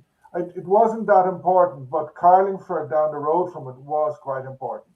And you can see that by going to Carlingford now. Yeah. Jumping over to Kevin. Yeah, we'll try our best to try to fix the sound once we're finished the recording and stuff, and I'll have a listen afterwards to see how the sound is. That's mostly how I function. Actually, is I listen to afterwards because. Geez, when I'm suddenly on the fly, I don't know what to bloody do when it comes down to fixing sound and stuff. So we'll have a look at this stuff on Owen's sound later, and we'll see how we can adjust and fix it afterwards. Because it's not until I actually listen back that I can see perfectly how the problem is. Because you see, I'm listening to it straight from the restream over, so it's grand on my headset. You see, but you see, I can't hear myself and Michal, and then Owen's sound as well. So. And it seems to me, looking at the comments, it seems to be just slight alterations and stuff that needs to be fixed. But we'll see what we can do afterwards. Davey, what are you trying to say there? King groups. When I say king groups, I'm talking about what was it? KIN and then groups. But look into Fergus Kelly's Early Irish Law when it comes down to the stripped down basics of how king groups function in Ireland and stuff. But we'll get into centralization in king groups as a different topic next week, probably, or even the week after that. We'll see what we do next week because we have to quickly run through because we have to go with the continued expansion into Connacht and Shane O'Neill's revolt now. Owen, are you okay to keep running, or do you want Michal to take over? No, if Michal wants to talk about Shayna, it's fine. Otherwise, I can go for it. Do you want to go talk about Shane O'Neill, Michal, or do you want Owen to continue the sprint? No, I'm quite happy. This is literally Owen's sort of area of expertise. So yeah, if I feel like a point's missed, or because he's, I'll chime in, and or if we get time, talk about like the early plantations of Ulster and how that impacts it all, then I'll chime in, but if not, we'll just keep going as we're going. Just popping back into the comment section. I think all those castles around Dundalk, I don't think there's any sieges or attacks during. To be honest with you, I can't even think of it during any of the period of the 9 Years' War. Dundalk being, maybe it is attacked during the 9 Years' War, but I'm unaware of it, especially during the Desmond's Rebellion. I don't know any attacks on Dundalk itself during that period, to be honest with you. I know there were some complaints that some of the O'Neills were levying black tax from Dundalk, which is basically a blackmail sort of, hey, give us money or burn us down. Yeah. But you have to take these complaints with a grain of salt because there was a huge amount of trade going on, and then people would say, "Oh, the O'Neills took all my money away. I can't pay any tax. Poor me," or "Please give me money." So there's exaggerations going on in a lot of the sources. Fair enough. Okay, so how quick can we do this? 3, 2, 1, go on. When it comes down to the topic of what was it called? The Tudors expanding over to the Connacht region, and then Shane O'Neill going up against the Tudors. First and foremost, is Shane O'Neill?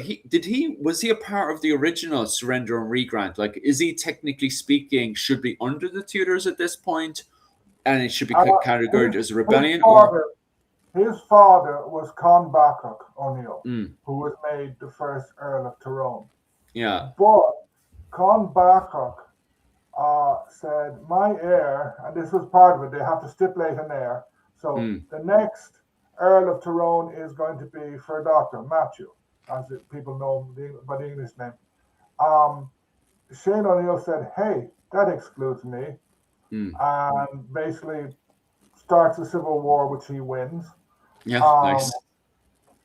So he becomes he's O'Neill of Dungannon.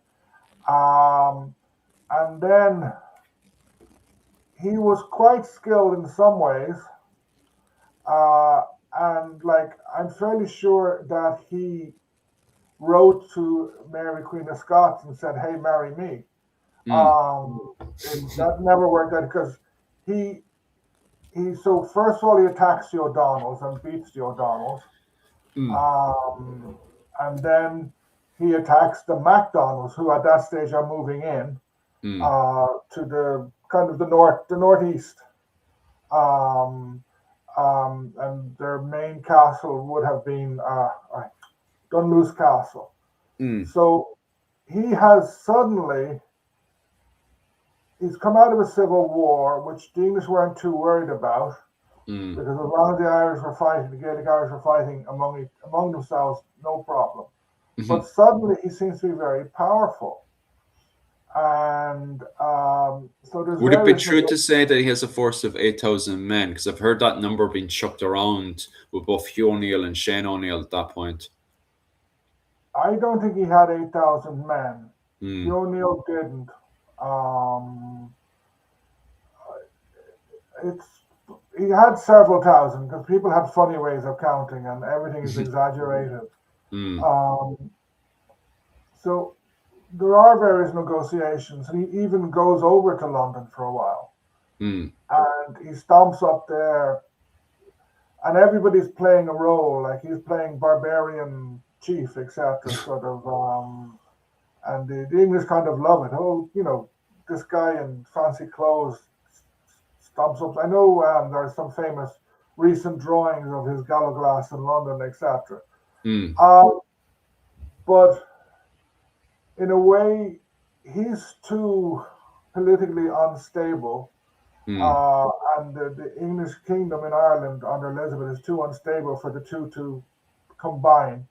Mm. He would like, and I think I'm not sure if it was MacDonald or O'Donnell, but I think he stole the wife of one. Mm. I think it was the O'Donnell Lord was in jail, and he stole O'Donnell's wife and had a baby with her. Yeah. Hugh Cavill, what was his name? Hugh Neal actually killed him later. His name means born in chains or born in fetters. Oh. Um, and then, so things are very unstable, and the Elizabethans are very worried, not just by Shane, but by the growth of MacDonald power in Ireland, because you have to remember the MacDonalds were not English, they were not Mm. Irish, they were Scottish, Yeah. and their king was, well, for at this stage probably it was still Mary, Mm. um, and then it would have become James. So they were not happy with the growth of the Scots. Mm. Um, so um, like, and Shane, he doesn't. Although he defeats the O'Donnells a couple of times, he doesn't conquer them because he doesn't have a conquering army, and the Mm. system is not made up to conquer. So in 1567, he attacks the O'Donnells again and is defeated. Mm. I think it's Barrettsmore, which is the one of the main passes.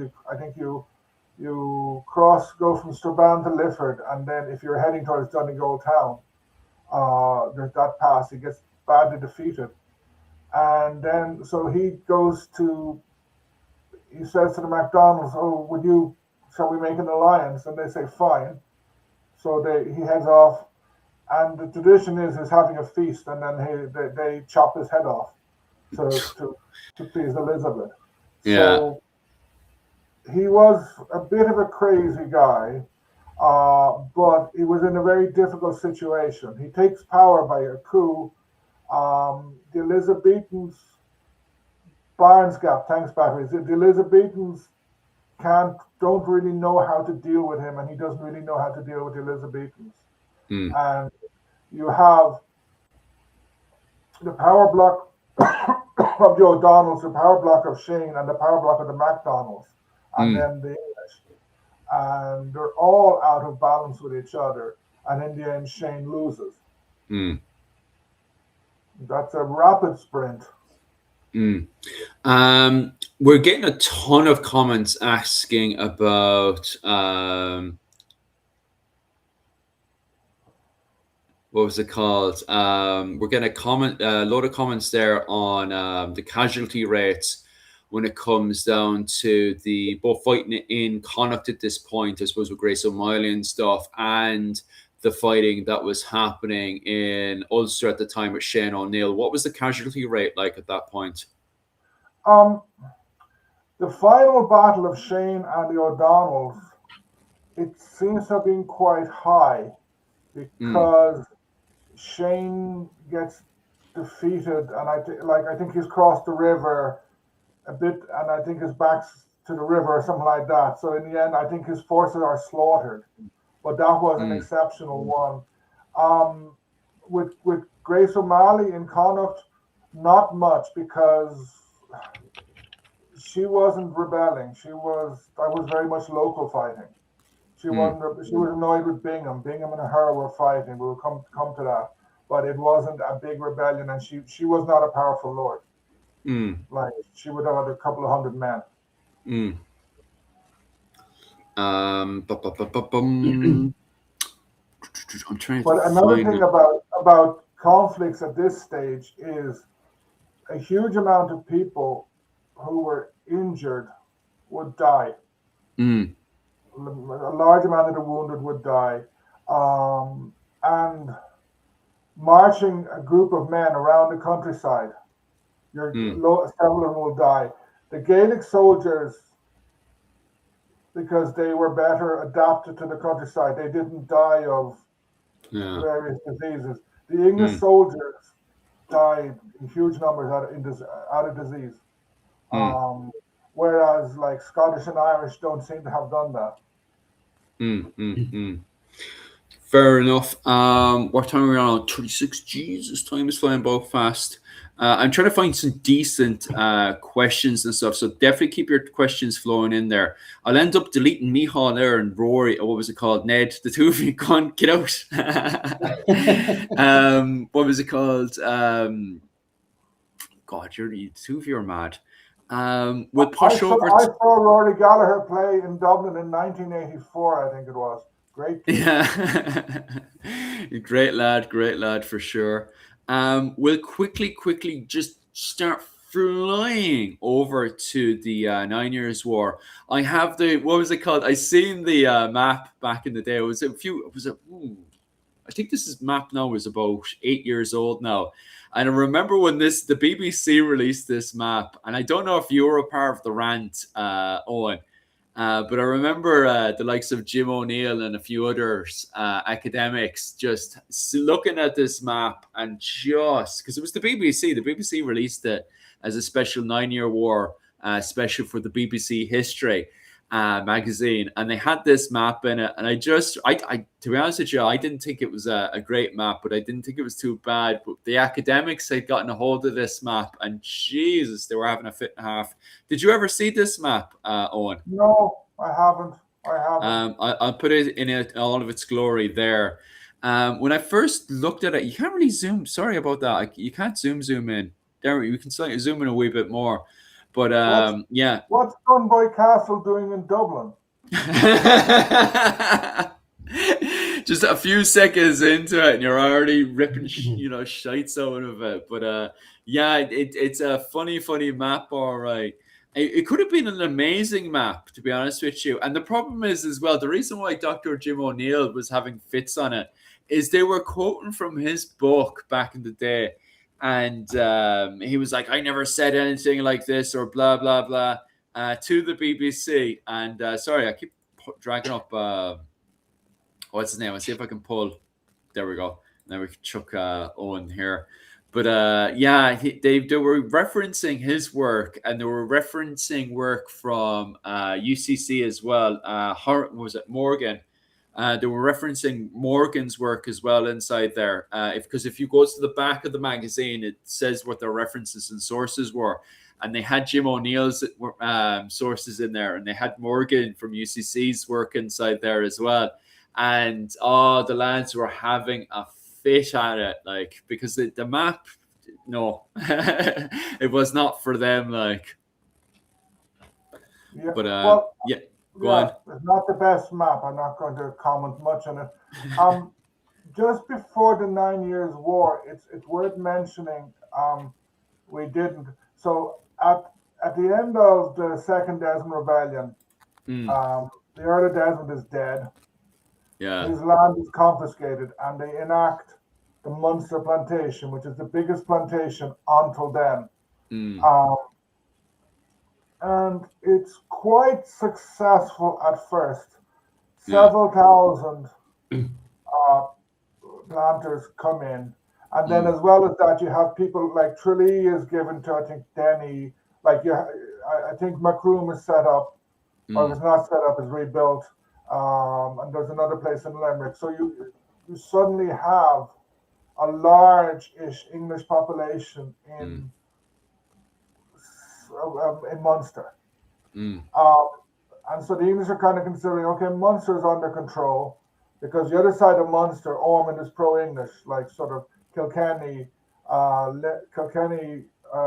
Tipperary, and then parts of Waterford are all under control. So they then look at Connacht, and there's a guy called Richard Bingham who plays an important role for until 1600 when he dies.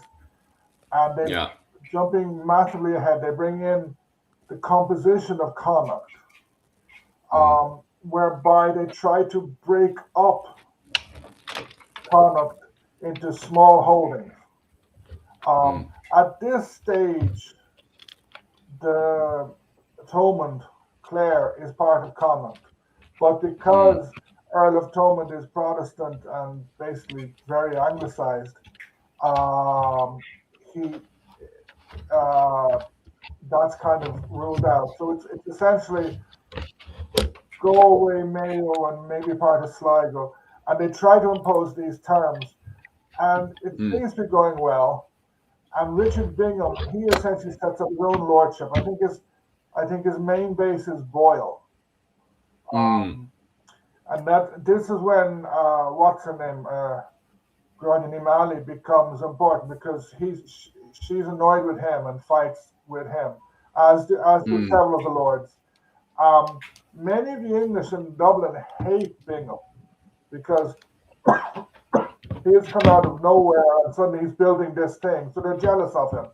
And his government at this stage is completely divided between the Cecils and the Earl of Essex's crowd. I think Bingham was an Essex man. So this is when Grace O'Malley, Gráinne Wells, she goes to London. She doesn't meet. There's no record that she meets the Queen because. Oh really? Yeah. The Queen is not going to meet a very minor noble. So she went there. She submitted stuff. It got seen. And Bingham, I think, got told to behave himself. There's no record of their meeting. So if they had met, there would have been. This thing of the Pirate Queen, that's 19th century. O'Rourke got executed basically because they said he dragged a picture of Elizabeth through the mud. So Elizabeth was very, very, very jealous about her status. Anyone being called a queen gets executed. So Gráinne Whale was not a rebel. She had some clashes with Bingham. Her son Tibbet Malone Burke, he becomes important because he is a royalist. He's pro Elizabeth, and the Burkes kind of divide. Lord, Micheál has run away. I know, I've seen that. He's gone rebuilding his laptop, I think. One of the Burkes becomes... That's just my camera. One of the Burkes becomes Rickard. He gets the title, and he's pro-English. While O'Donnell recruits some from the other side, because one of the Burkes gets killed. The guy who kills him suddenly becomes the English civilized lord. So there's a big division there. Tibbet Malone Burke, Gráinne Whale's son, is pro-English. And so you have this composition of Connacht, except that, and the English are all happy, and they kind of say, yay, that's like Leinster, that's fairly much under control, apart from Fiach MacHugh and some of the O'Moores. Munster and Connacht are peaceful. Now we just saw that Ulster. And then everything starts to fall to pieces. Oh no! I suppose we'll fly into the 9 Years' War now, especially since we only have 15 minutes left. Do you think we can cover the 9 Years' War in 15 minutes? Not really. We have to talk about the Spanish Armada first. the in the late 1580s, Lord Fitzwilliam Mm. is the Lord Deputy, and he is, to say he's corrupt is a bad gives corrupt people a bad name. Mm. So the 1588, yeah, she was a big cult of Mm. personality, a big cult of personality. So the Spanish Armada crash lands, a lot of them. The Spanish Armada crash lands along the north, the northwest, the southwest coast of Ireland, Mm. basically from Dunluce to Dingle. The ships that would have reached Dingle and the Blaskets would get home. Mm. The others, so you have large numbers of Spaniards being washed up, large Mm. numbers of armaments being washed up. The English government panics Mm. and basically orders the executed them, all the Spanish to be killed, and 99, I think 95% of them are killed. Some get home, like that captain de Quaylar. Mm. He gets brought. He manages to get to Scotland. A few get to Scotland from where they get home safe. Mm. But and others, like there's a guy called Pedro Blanco who ends up as a servant of Hugh O'Neill. He's present in many of Hugh O'Neill's battles. He's present in Kinsale. I think he only returns to Spain with the flight of the Earls. And there are a few others who wash up. Fitzwilliam probably gets lots of money at this stage because the amount these ships were carrying lots of coin, lots of treasure, and Fitzwilliam is pocketing as much as possible. And then he executes one of the MacMahons. Sort of,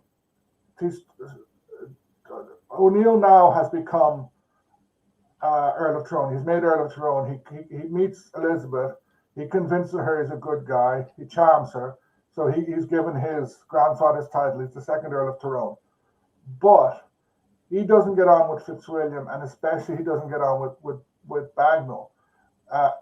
Bagnall's father, I think, killed someone in England and ran away from justice, comes to Ireland. Conn O'Neill intervenes and gets a pardon from him. He sets himself up in Uri and is soon creating a big lordship for himself in Uri, taking on Gaelic clients. The Bagnalls are also the marshals of the army. They're nobodies, but they're on the council, they're on the Dublin Council. Hugh O'Neill, despite the fact that he's an earl, he has no rule in the kingdom at all. And then Bagnall starts talking about he's going to get positions in governing Ulster, which O'Neill doesn't like. Fitzwilliam decides to intervene in Monaghan because there's a bit of a problem going on with some of the MacMahons. The Monaghan was Gaelic Irish, was on the O'Neills. So apparently O'Neill paid a big bribe to Fitzwilliam to let this MacMahon go. And Fitzwilliam took the bribe and then hung the guy, and then puts in a minor reform in Monaghan, which really annoys O'Neill. So then O'Neill starts using Maguire because it looks like the English are going to move into Fermanagh next.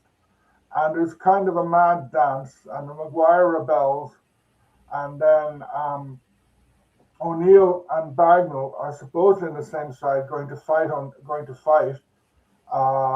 Whereas they're both kind of almost fighting each other, and O'Neill's going very slow. And in the end, there's a battle called the Battle of the Earn Fords, whereby Maguire's men are routed. But as James O'Neill points out, it's not Maguire's good men; it's his crappy soldiers. His good men have most of them have moved into Tyrconnell or Donegal, and so O'Neill is wounded in this battle, and then he writes a letter to the government praising everybody, including Bagnall, and then basically the relationship between O'Neill and Bagnall falls apart, and things get worse and worse, and then in the meantime, O'Neill has set up a confederacy among the Gaelic lords, which eventually he'll make into a Catholic confederacy. And that's when the war is about to start. Should we stop for now, do a few questions, and come back to the 9 Years' War next week? Because I'd say it's about 20 minutes to go through the war at least. Yeah, we can easily do the 9 Years' War next week if you want to. Absolutely no problems. Yeah, that's what we can do. Yeah, because 9 Years' War alone, well, all of them are huge, massive topics, and we have about 10 minutes left, so we wouldn't really be able to go into any details or anything to do with the 9 Years' War. Just popping up to where's the Caveman's question went? Oh yeah, there he is. Caveman's question: what ships were the Irish using at around the time of Grace O'Malley? I looked it up in the background, and because I knew of Grace O'Malley's ships, but I never actually knew the name of it. It's called Shallow Draft Gallows is the name of it, and it's an upgrade to the Viking style ships that we had back in the early medieval period. Now, this is obviously the Renaissance, so they've upgraded those ships since then. So they're referred to as shallow draft gallows is what Grace O'Malley's ships were. And they were insanely good at maneuvering through the rocky gaps that were around the Connacht region. So they were very fast and nimble, much more faster. The same ships that the Scots Isles, the people from the Isles would have been using. So you have like crossing over from Scotland often with mercenaries, but also with say gunpowder and stuff, going along the coast, the north coast. Then the O'Malleys and the O'Flahertys had these galleys, and they could sail down the coast and pop into the Shannon estuary, and the foil cast was very important because they would ships don't park, whatever ships do moor, is they would moor there and then send soldiers into Munster or goods. They wouldn't have been ships that could go very far out into the sea by themselves. They're coastal ships. Fair enough. Just pumping over to this question here. Did the Spanish choose to remain in Ireland in Irish employ, or were they in tender? How do I pronounce that word? But anyway, regardless, I'm literally, I know the word, but I keep tripping over it in my pronunciation. I think a lot of them would have being paid. Like Pedro Blanco was O'Neill's servant, and for many years. Because I think first of all, the ones that didn't get killed, get executed, were grateful. The other ones would have escaped. There's an interesting letter from, I think it's Captain Perez de Cuellar, about I think O'Rourke helped him escape. So some of the ones, they would have probably been paid. I imagine some lords would have said, okay, teach us how to use guns and stuff like that. But I would say most would have gone back. 10 years later, there would have been very few left. Because there was an increase. Yeah, go on, Michal. You go first, because I imagine. No, I'm waffling shy. I'm just going to waffle shy. No, I was just going to say the English did have a bit of an inquisition, and they sent officials to scour a lot of the parts of Ireland where they believed the Spanish, and interviewed sort of chieftains and stuff to find out how many Spaniards had survived or had been captured. Like Owen said, I think you said earlier they'd been killed. A lot of them were there was records of ones being washing up and just being robbed and killed. And for a multitude of reasons, it wasn't just simply because of like English affiliations. Some were doing it because of fear of reprisals for harboring Spanish survivors, and others would have just, like I said, been pro-English factions, etc. So but there was an inquisition put in to find them, and they didn't find what they were looking for. Hard going. Primo Patrician has an interesting question there. last O'Conn chief, Donald O'Conn, died in the Tower of London with no burial record. Have you any idea what would have happened to his remains? I went to London 2 years ago, and I wanted to make a video about this because Donald O'Conn, Neil Garve O'Donnell, Hugh O'Neill's brother, Cormac, and many other Gaelic lords were imprisoned in the Tower at various stages in the first years of James. Hugh O'Neill's son, who was young and they got left behind at the time of the Flight of the Earls, ended up there as well. They all died there. But I wanted to make a video about this because so many died. But like it's like £80 into the Tower of London. It's absurd. So Jesus, I didn't realize it was that expensive. it's really expensive. So maybe it's 50, but it's not cheap. So I didn't make that video. So what happened to his remains? Probably not. I imagine they just got thrown down a big hole and they threw quicklime or something on top of it, or else like there would have been over the years there would have been loads of prisoners dying in the Tower of London. Maybe if I'd gone on the tour, I would be able to answer that question. Yeah, I know that a lot of sort of prisoners, officials are buried at St. Peter's, which is the parish church for the Tower. They may have records, but I obviously have. I've been to the Tower of London when I was younger, but you're talking a long time ago now. Yeah. Yeah, I think that's pretty much it with the questions and stuff today. Thanks very much, guys, for all of the comments and questions and feedback in the comment section. Absolutely worth a ton to us. And to Dr. Owen O'Neill, thank you for coming today. Micheál, I'm glad you're gone. Go on, get out. Just a pure troublemaker. What was it called? No, Micheál, thank you for coming today. Your insight into Clans and Dynasties, as always, especially when we're dealing with such a huge topic, obviously is worth a load to us. What's it called? Was it tomorrow? I'm back with Rachel again. We're going to be covering Anglo-Irish clothing. Well, actually, the Desmond Fitzgerald clothing, what the Desmond Fitzgeralds would have worn during the 15th century. So we're going to be covering Desmond Fitzgerald clothing in the 15th century with Rachel tomorrow. What time is that at Dublin time? That's going to be, I think it's sure like 1 a.m. or something. It's going to be late enough, like, because Rachel was like, I'm not doing early mornings again. No, it's her Christmas holidays, so she's not doing early mornings for herself. So she's going to be doing, I think it's about 1 a.m. Irish time. So unless you're willing to stay up until about 1 a.m., Micheál, for clothing in 15th century. No, I just, I have a video. I'm doing my members only live tomorrow, and it's about this period as well in Munster.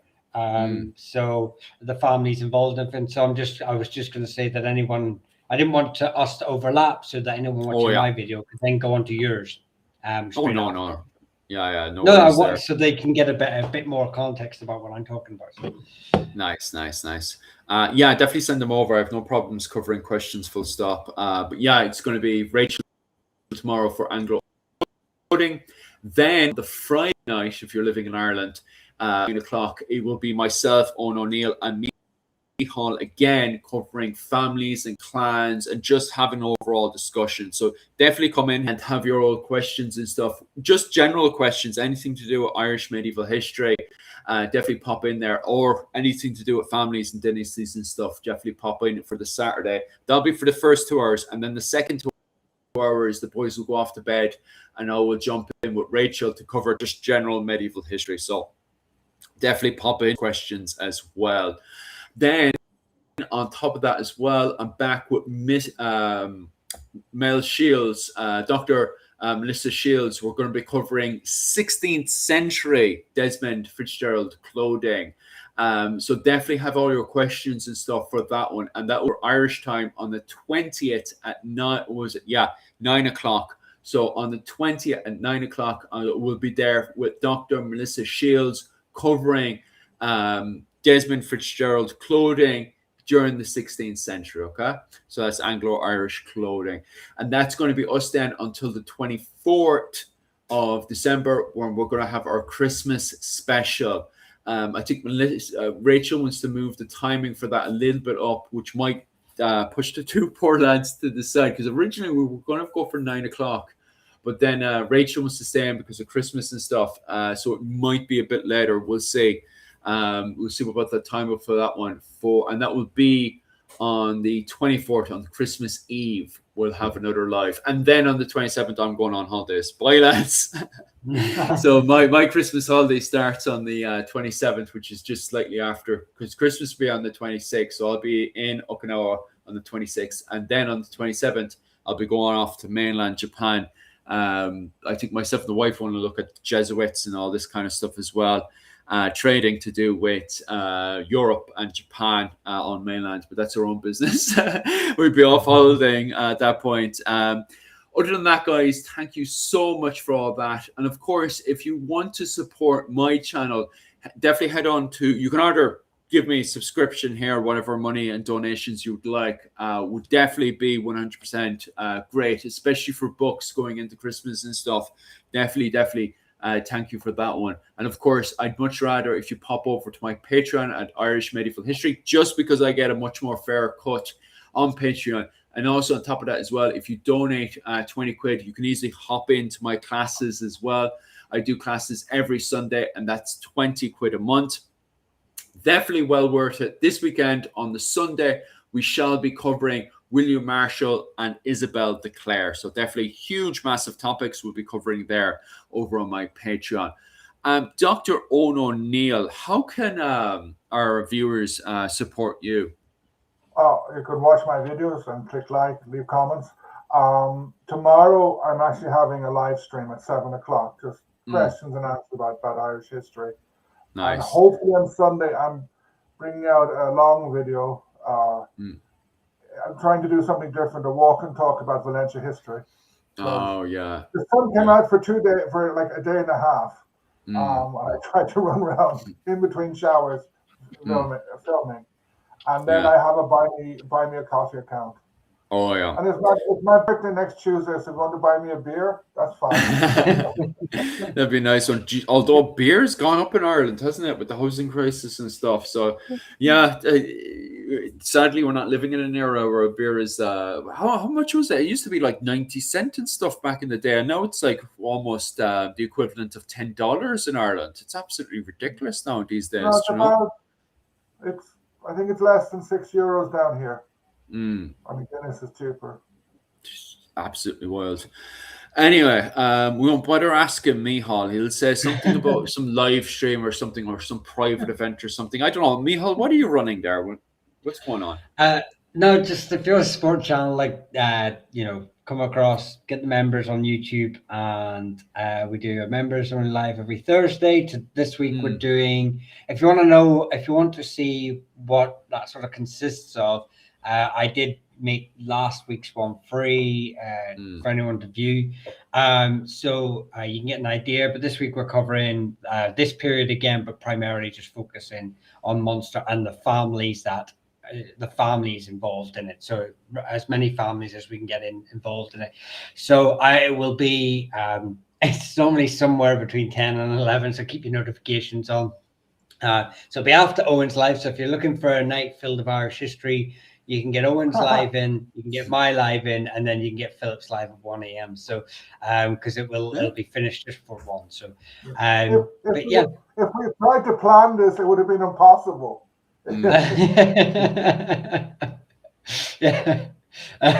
So yeah, just come across, become a member. I have really cheap tiers, so because any help is great help. So yeah. Happy days. And Jim, don't worry about that one. I think the biggest problem with today was the fact that it was just a long running stretch for 2 hours. So it was very difficult to be able to take in the information and then ask questions of. So don't worry about that, Jim. That was the same with poor Ned at the start, having a complete panic attack in the comment section, not being able to keep up with the speed we were sprinting through, especially Dr. Owen O'Neill. who specializes in it, so he's able to sprint up. So I do apologize for people who weren't able to keep up today. We kind of just wanted to have the very basics of the Tudor conquest of Ireland, and yeah, it can be quite difficult to do that, especially when we're sprinting off. So I do apologize about that. But yeah, next week it should be a lot more easier to get a grasp the basics of it, simply because we'll be focusing more on the 9 Years' War next week. So next week, on the are we doing next week? Today is the 18th, 25th. So yeah, next month. So next month, the start of next year, we'll cover the 9 Years' War, and we'll go into more detail about that. We won't be able to do a live stream next week because we have Christmas. But yeah, after that one, we shall be doing the 9 Years' War. So next year, we'll be doing the next. If you can wait until next year, we'll cover the 9 Years' War into greater detail. Other than that, guys, thank you so much and all the best. Slán go bhfuil. Slán, everyone. Bye. Slán.